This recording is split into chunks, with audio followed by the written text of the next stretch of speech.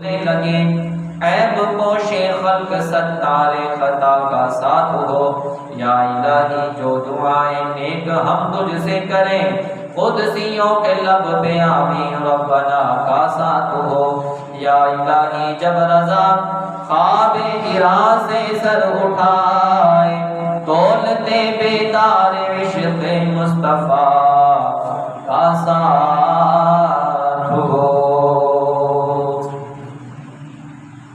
اللہ تعالیٰ کی حمد و ثنا اور آقا نامدار فخر موجودات سرکار دو جہاں والی کون و مقام شب اسرا کے دلہا شافعی روز محشر ہم غریبوں کے غمخوار آقا، ہم مفلسوں کے لجپال آقا، پیارے پیارے مکی مدنی آقا صلی اللہ تعالی علیہ وآلہ وسلم کی ذات اقدس پر ہدیہ درود و سلام کے بعد میرے محترم بزرگوں اور میرے عزیز بھائیوں، قرآن پاک کا 30واں پارہ اس کی سورت علم نشرح جو کہ مکہ مکرمہ میں نازل ہوئی، جن سورتوں کے نام کے ساتھ مدنی لگتا ہے، مدنیہ مکی یا مکیہ لگتا ہے، اس کا مطلب یہ ہوتا ہے، اس سے مراد یہ ہے کہ جو صورتیں نبی پاک صلی اللہ علیہ وآلہ وسلم کی ہجرت سے پہلے نازل ہوئی، ہجرت سے پہلے نازل ہوئی ان کو مکی صورت کہا جاتا ہے، اور جو ہجرت کے بعد نازل ہوئی انہیں مدنی صورت کہا جاتا ہے۔ تو یہ صورت مکہ مکرمہ میں نازل ہوئی۔ اس صورت کے 3 نام ہیں۔ پہلا سورہ شرح اور دوسرا سورہ انشراح اور تیسرا جو نام ہے سورہ علم نشرح، اور یہ تینوں نام اس سورت کی پہلی آیت سے ریلیٹڈ ہیں۔ اس سورت کا مرکزی جو مضمون ہے، اس کے اندر تاجدار رسالت صلی اللہ علیہ وآلہ وسلم کی شخصیت اور آپ صلی اللہ علیہ وآلہ وسلم کی سیرت مبارکہ پر کلام کیا گیا ہے، اور اس میں جو مضمون بیان کیے گئے ہیں، پہلا اس سورت کی ابتدا میں نبی پاک صلی اللہ علیہ وآلہ وسلم کو عطا کی گئی نعمتیں بیان کی گئی کہ اللہ تعالیٰ نے آپ کی خاطر ہدایت، معرفت، نصیحت، نبوت اور علم و حکمت کے لیے آپ کے سینہ اقدس کو کشادہ اور وسیع کر دیا، اور شفاعت قبول کیے جانے والا بنا کر آپ صلی اللہ علیہ وآلہ وسلم کے اوپر سے امت کے گناہوں کا جو غم کا جو بوجھ تھا آپ کے اوپر، کہ نبی پاک صلی اللہ علیہ وآلہ وسلم ہر وقت اپنی امت کے غم میں رہتے تھے، پریشان رہتے تھے، ایک بوجھ تھا آپ کے اوپر امت کے غم کا کہ میری امت گناہ کرے گی، ہائے میری امت، مالک میری امت کو بخش دینا، مالک میری امت کے اوپر رحم فرمانا، مالک میری امت پر کرم فرمانا۔ وہ بوجھ دور کر دیا گیا، وہ بوجھ دور کر دیا گیا جس نے آپ کی پیٹھ توڑ دی۔ یعنی ایک انسان ہوتا ہے نا، اس کے اوپر غموں کا بوجھ آتا ہے، وہ کہتا ہے یار میری کمر ٹوٹ گئی ہے، وہ اصل میں ٹوٹی نہیں ہوتی، ایک محاورہ تھا، یعنی کہ میں بڑا پریشان ہوں، بڑی تکلیفیں میں نے جھیلی ہیں۔ اس کا مطلب یہی ہے کہ اللہ فرماتے ہیں ہم نے وہ بوجھ آپ کے اوپر، آپ کی امت کا جو غم کا بوجھ تھا نا، وہ ہم نے آپ کے اوپر سے اتار دیا۔ اور پھر اللہ کیا فرما رہا ہے، آپ کی خاطر ہم نے آپ کے ذکر کو بلند کر دیا، آپ کی خاطر ہم نے آپ کے ذکر کو بلند کر دیا۔ دوسرا، مشکلات و مسائل کے بعد آسانیاں عطا کرنے کا وعدہ فرمایا کہ پریشانیاں آئیں، مصیبتیں محبوب علیہ السلام کے اوپر ایک تکالیف برداشت کی، تو اس کے اندر رب فرما رہا ہے کہ آپ کے اوپر جو پریشانیاں آئیں، مصیبتیں، تکالیف آئیں، اس کے بعد یعنی طائف کے اندر پتھر کھائے، فاقہ کشی برداشت کی، اور پیڑ کے اوپر پتھر باندھے، یعنی یہ پریشانیاں، امت کا غم، یہ پریشانیاں،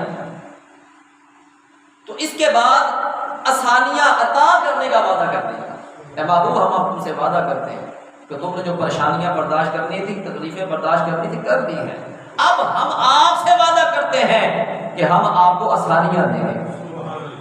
اور تیسرا، اس سورت کے آخر میں نماز سے فارغ ہونے کے بعد آپ صلی اللہ علیہ وآلہ وسلم کو آخرت کے لیے دعا کرنے اور اللہ تعالیٰ پر توکل کرتے رہنے کا حکم دیا۔ اللہ فرماتا ہے، الم نشرح لک صدرک، کیا ہم نے تمہارے لیے سینہ کشادہ نہ کیا؟ جس کو ہم عموماً واقعات سنتے ہیں، میرے محبوب علیہ السلام شق صدر ہوا تھا، لیکن آپ کے سینے کو کشادہ کیا گیا، ایک الگ موضوع ہے، لیکن میں مختصر کر کے آپ کے سامنے عرض کر رہا ہوں۔ کیا ہم نے تمہاری خاطر تمہارا سینہ کشادہ نہ کر دیا؟ اس صورت کا شان نزول یہ ہے کہ ایک روز نبی پاک صلی اللہ علیہ وآلہ وسلم نے بارگاہ رسالت میں عرض کی، اے اللہ، تو نے حضرت ابراہیم علیہ السلام کو اپنا خلیل ہونے کا شرف عطا فرمایا، حضرت موسیٰ علیہ السلام کو اپنے ساتھ کلام کرنے سے سرفراز کیا، حضرت ادریس علیہ السلام کو بلند مقام جنت تک رسائی دی، پہاڑوں اور لوہے کو حضرت داؤد علیہ السلام کا فرما بردار کر دیا، یعنی حضرت داؤد علیہ السلام لوہے کی کوئی بھی چیز تیار کر لیتے تھے، وہ ہاتھوں میں لیتے تھے، وہ لوہا اتنا نرم ہو جاتا تھا آپ علیہ السلام کے ہاتھ میں آ کر کہ آپ کوئی بھی چیز مروڑ توڑ کر، چاہے وہ اس کا بیڈ بنا لیتے، کوئی جو بھی چیز بنانا چاہتے ہیں نا، وہ اس کو مروڑتے ہاتھوں سے، کوئی ہتھوڑے کسی کی چیز کی ضرورت نہیں پڑتی تھی، وہ ہاتھوں سے وہ کام لے لیا کرتے تھے۔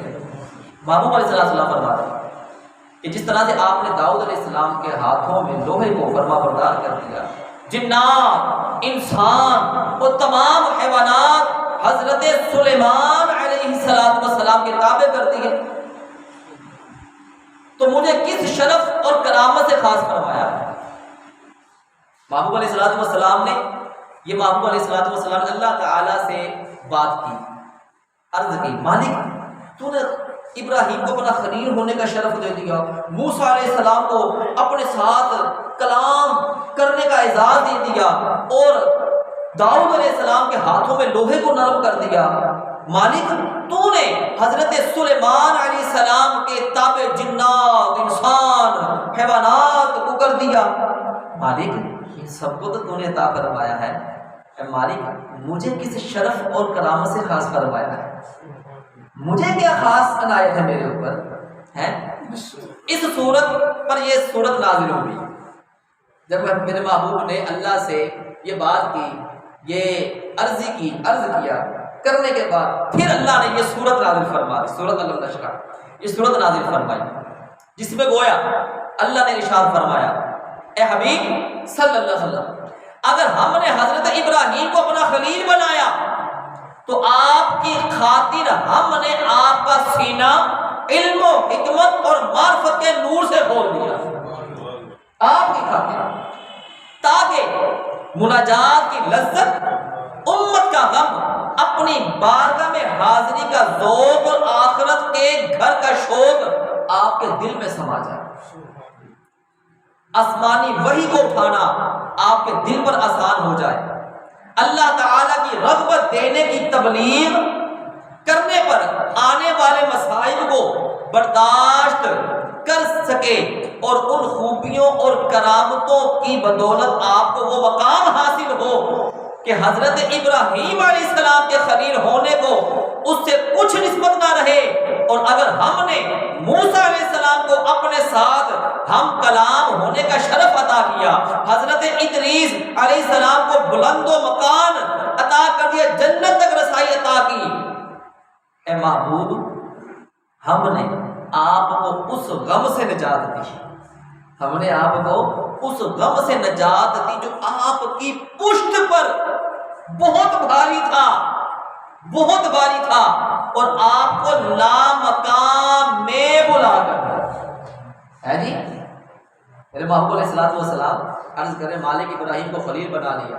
موسیٰ کو کلیم اللہ بنا دیا، داؤد علیہ السلام کے ہاتھوں میں لوہے کو نرم کر دیا، سلیمان علیہ السلام کے تابع جنات انسان حیوانات کو کر دیا، جی ادریس علیہ السلام کو جو ہے مالک تو نے لامکان جنت تک کی رسائی دے دی، تو نے جنت دکھا دی، یعنی کہ یہ رب سے باتیں ہو رہی ہیں، میرے محبوب علیہ السلام یہ عرض کر رہے ہیں۔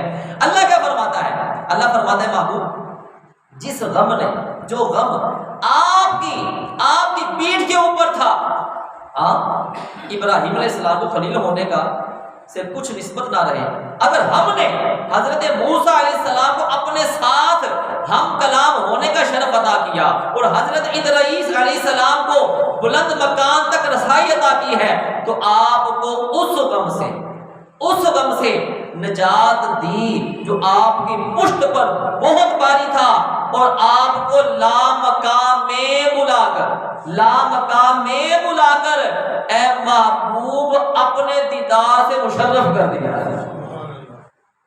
شب معراج کی رات اللہ نے اپنے محبوب کو بلایا، اور بلا کر اپنے محبوب کو اپنا دیدار کروا دیا۔ یہ محبوب علیہ السلام کی عظمت بیان ہو رہی ہے، محبوب علیہ السلام کے ذکر کی بات ہو رہی ہے، محبوب علیہ السلام کی شان و شوکت کی بات ہو رہی ہے، محبوب علیہ السلام کے معجزات کی بات ہو رہی ہے، اور محبوب علیہ السلام کے اوپر جو اللہ تعالیٰ نے عنایتیں فرمائی، رحمتیں فرمائی، کرم نوازیاں فرمائی، اس کی باتیں ہو رہی ہے۔ آگے وَوَضَعْنَا عَنْكَ وِزْرَكَ الَّذِي أَنقَضَ ظَهْرَكَ، اور تم پر سے تمہارا وہ بوجھ اتار دیا جس نے تمہاری پیٹھ کو توڑ دیا تھا، پیٹھ توڑ دی تھی۔ میں نے پہلے مثال دی، اس کا مطلب یہ نہیں کہ کمر ٹوٹ گئی۔ ہم عموماً کوئی بات کرتے ہیں، کوئی پریشانی لاحق ہوتی ہے، کوئی مسئلہ بندے کا دیا، میرے مثال کے طور پر میرے بچیاں دی تکلیفاں نے میری کمر توڑ دی ہے، یعنی کہ اس کا مطلب یہ نہیں ہے کہ کمر ٹوٹ جاتی ہے، تکلیف اتنی آئی ہوتی ہے۔ اور اللہ کے نبی کو کیا تکلیف تھی، کیا پریشانی تھی، کیا غم تھا؟ ان کو غم تھا تو اپنی امت کا غم تھا۔ دنیا میں تشریف لائے تو رب ہب لی امتی کہتے ہو، زندگی جتنی ظاہری 63 سال کم و بیش جو زندگی گزاری دنیا کے اندر، تو رب ہب لی امتی، لمبے سجدے کیے، قیام کیے، رب ہب لی امتی۔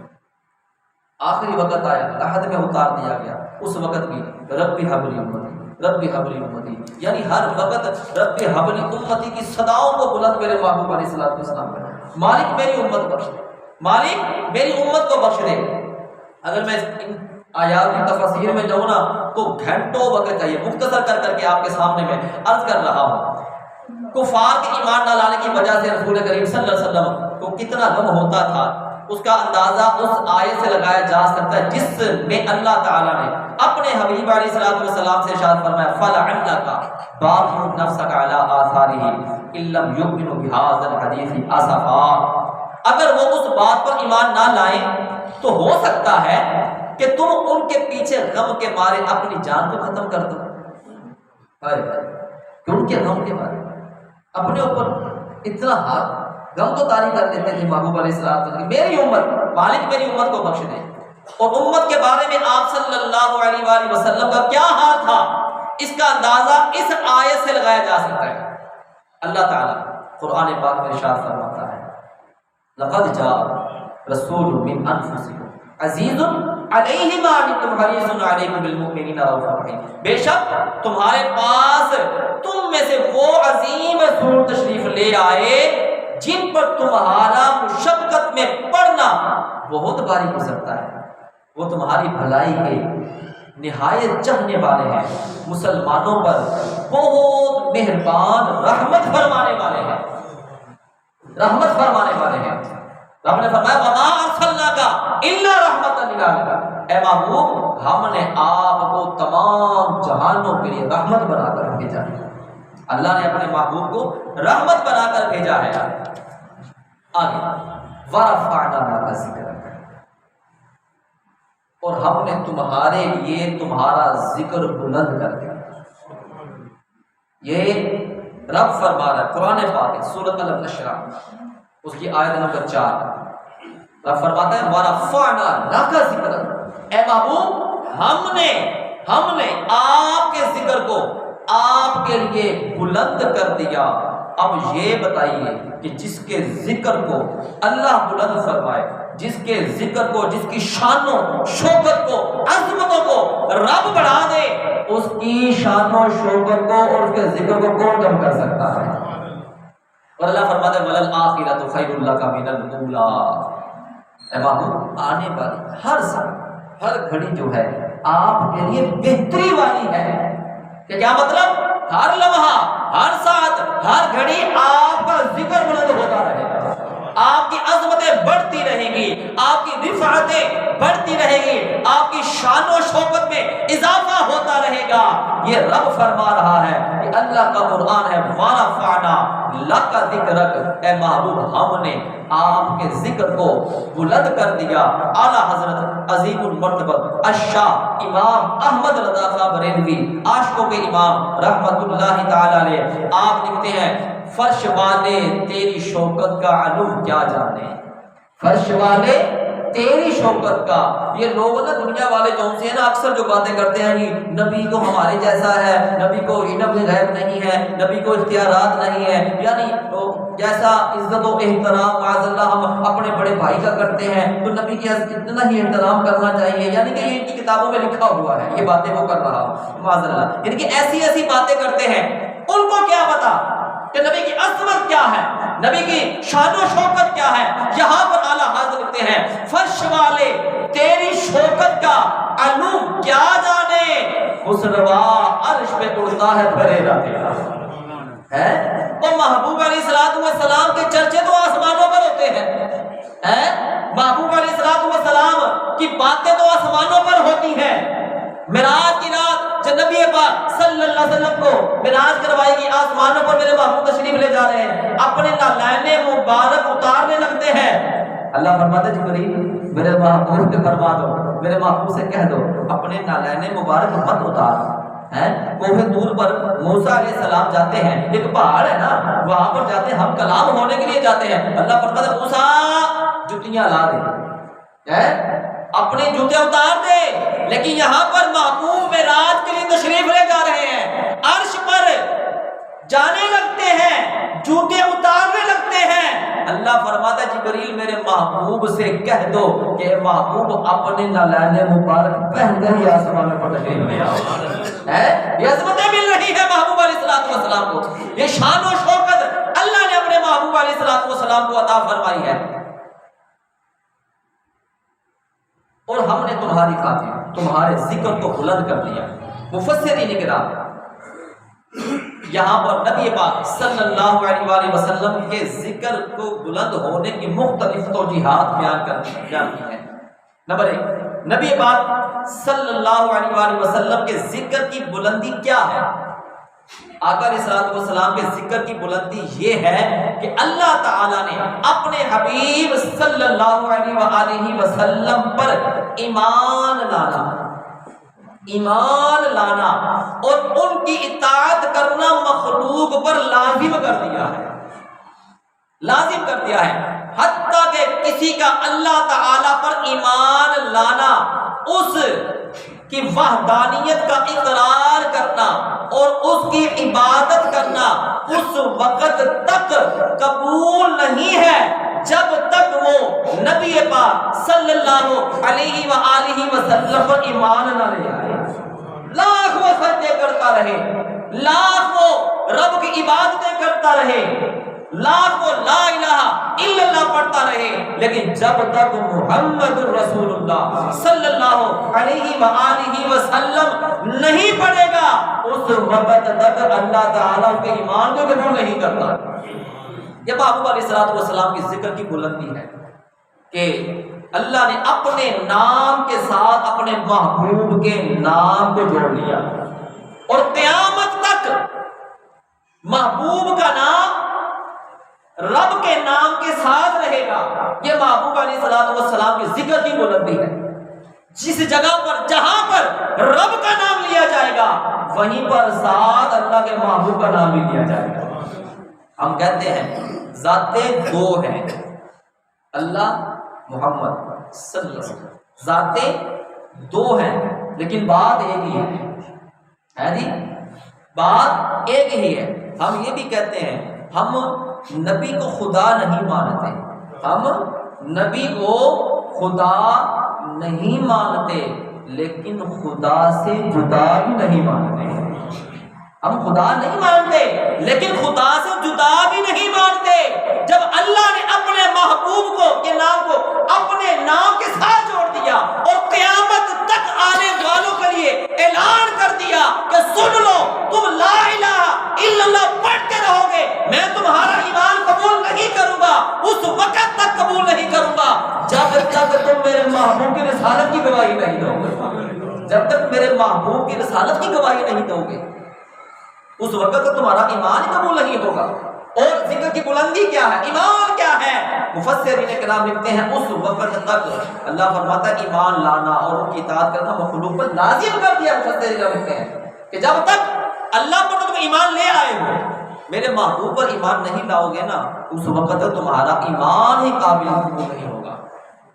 آگے قرآن پاک میں ہے من یطیع الرسول فقد اطاع اللہ، جس نے رسول کا حکم مانا، جس نے رسول کا حکم مانا بے شک اس نے اللہ کا حکم مانا۔ میں نے پہلے ایک جملہ آپ کے سامنے پیش کیا ہے، ایک جملہ میں نے آپ کے سامنے پیش کیا ہے کہ ذاتیں دو ہیں، گاہ لکھی ہوئی ہے جی، ذاتیں دو بات ایک ہے۔ ہم نبی کو خدا نہیں مانتے لیکن خدا سے جدا بھی نہیں مانتے۔ قرآن پاک من یطیع الرسول فقد اطاع اللہ، جس نے رسول کا حکم مانا، اللہ فرما رہا ہے جن نے میرے محبوب کا حکم مان لیا نا تے بس انہیں میرا بھی حکم مان لیا ہے۔ جس نے میرے محبوب کی بات کو مان لیا، میرے محبوب کی بات پر عمل کر لیا، بس سمجھ لو اس نے میری بات کو بھی مان لیا، میرے حکم کو بھی مان لیا۔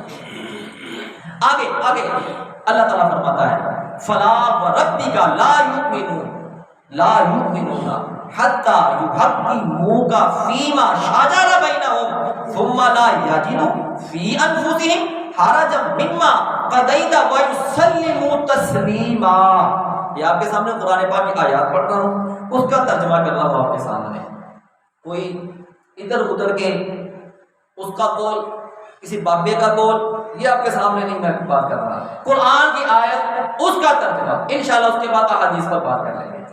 اچھا جی، اللہ فرما رہا ہے اے حبیب تمہارے رب کی قسم، اے حبیب تمہارے رب کی قسم یہ لوگ مسلمان نہ ہوں گے، یہ لوگ مسلمان نہ ہوں گے، توجہ میری طرف رکھیے، مسلمان نہ ہوں گے جب تک اپنے آپس کے جھگڑے میں تمہیں حاکم نہ بنا لیں، جب تک اپنے آپس کے معاملات میں، اپنے آپس کے معاملات میں تجھے حاکم نہ بنا لیں، پھر جو کچھ تم حکم فرما دو اپنے دلوں میں اس سے کوئی رکاوٹ نہ پائے اور اچھی طرح دل سے مان لیں۔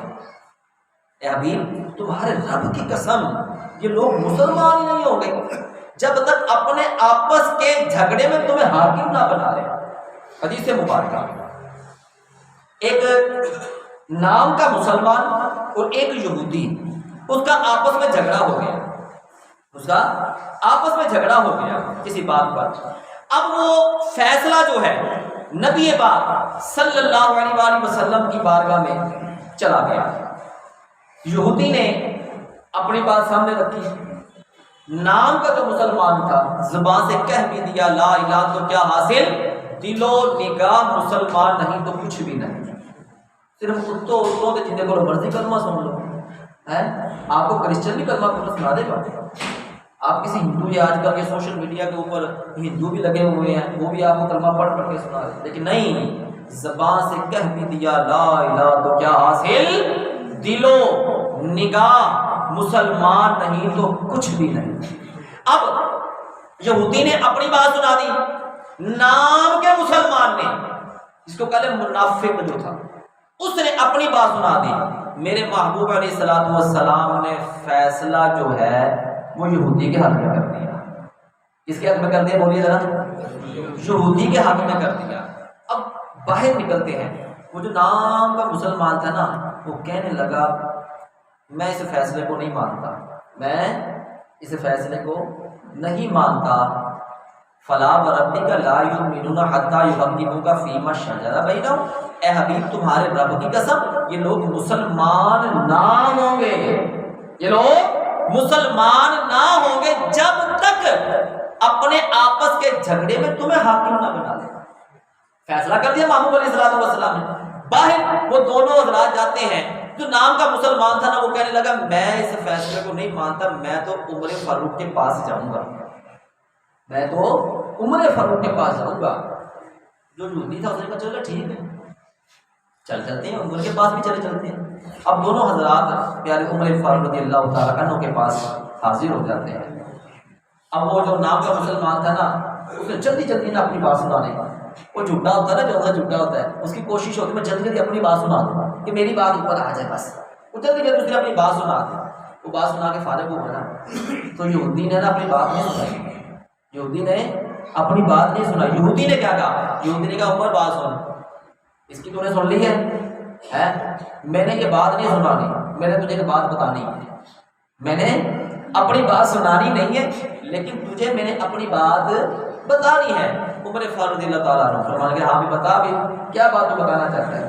یہودی کہنے لگا کہ عمر یہی بات، یہی فیصلہ تیرے نبی کے پاس بھی کیا تھا، تیرے نبی کے پاس بھی کیا تھا. پیارے عمر فاروق رضی اللہ تعالیٰ فرمانے گے کہ اے یہودی بتا میرے محبوب نے کیا فیصلہ کیا تھا. یہودی کہنے لگا کہ جناب آپ کے نبی نے یہ فیصلہ میرے حق میں کر دیا تھا. یہودی کہہ رہے ہیں کہ میرے حق میں کر دیا تھا، لیکن اس کو منظور نہیں تھا. یہ نام کا مسلمان جو اس کو منظور نہیں تھا. عمر فاروق رضی اللہ تعالیٰ عنہ اندر جاتے اپنے حجرے کے اندر اور ننگی تلوار لے کر آتے ہیں اور اس نام کے مسلمان کا سر قلم کر دیتے ہیں. اور کیا فرماتے ہیں، آپ فرماتے ہیں سن لو لوگوں، جس کو میرے نبی کا فیصلہ منظور نہیں ہوگا اس کا فیصلہ پھر عمر کی تلوار کیا کرتی ہے، اس کا فیصلہ پھر عمر کی تلوار کیا کرتی ہے.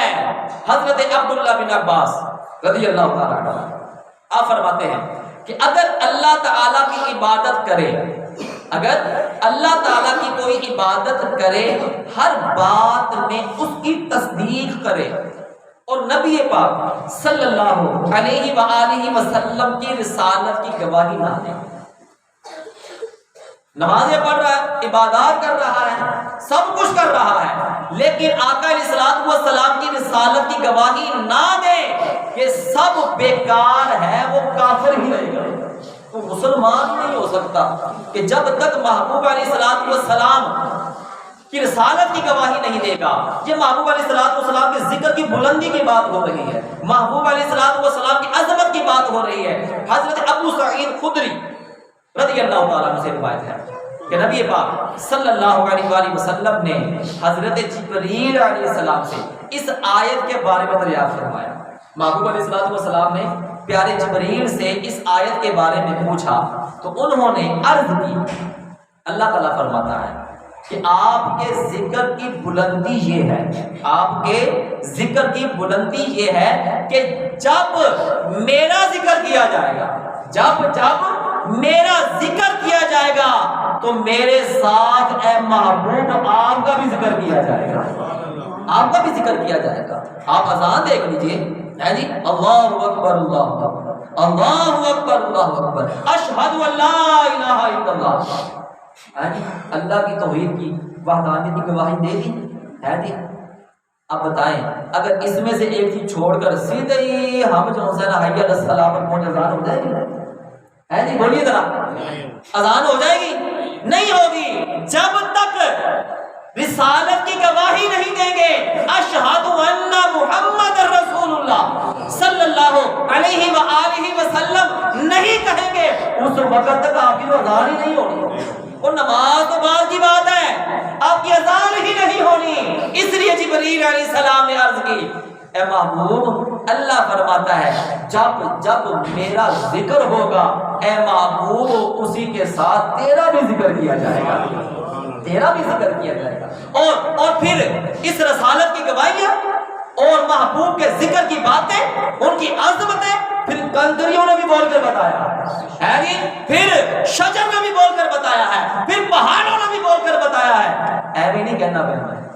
حدیث مبارکہ ہے.